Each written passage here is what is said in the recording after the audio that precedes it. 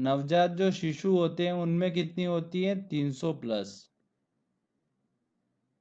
Second question है, मानव शरीर में सबसे लंबी हड्डी होती है, कौन सी होती है?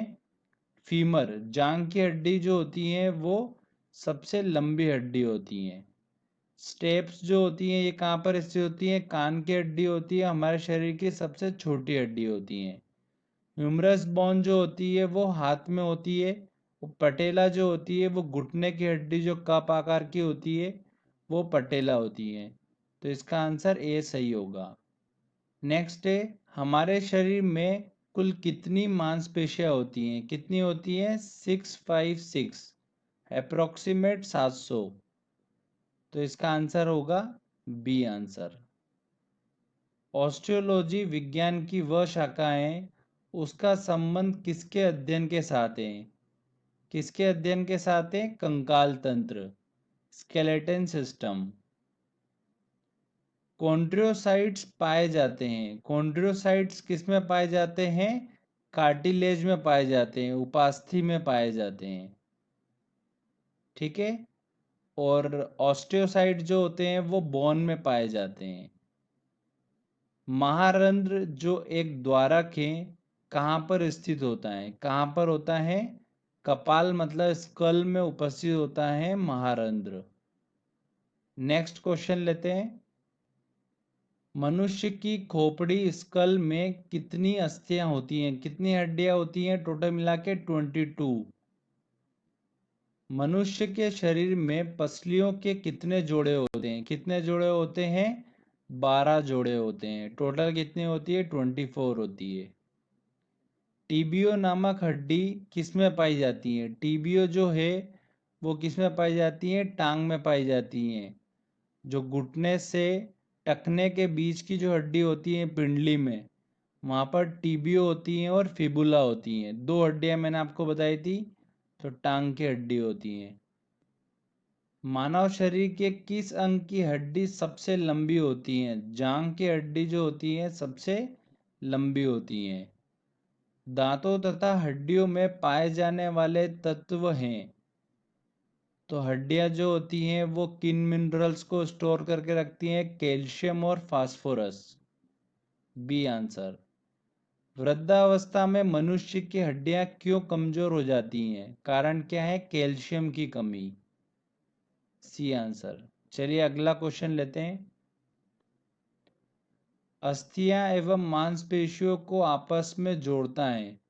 हड्डियों और मांसपेशियों मतलब मसल्स को जोड़ने का काम कौन करता है?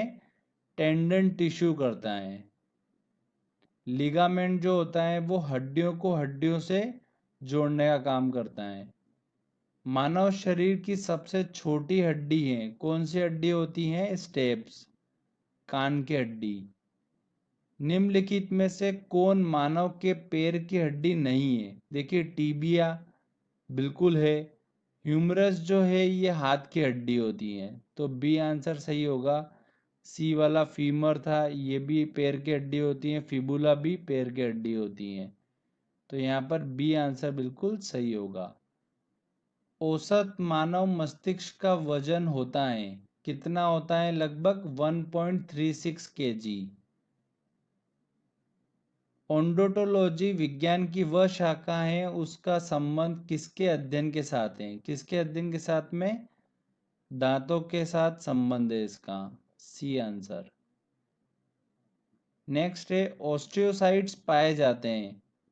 ऑस्टियोसाइट्स किस में पाए जाते हैं? बोन में पाए जाते हैं, हड्डियों में पाए जाते हैं।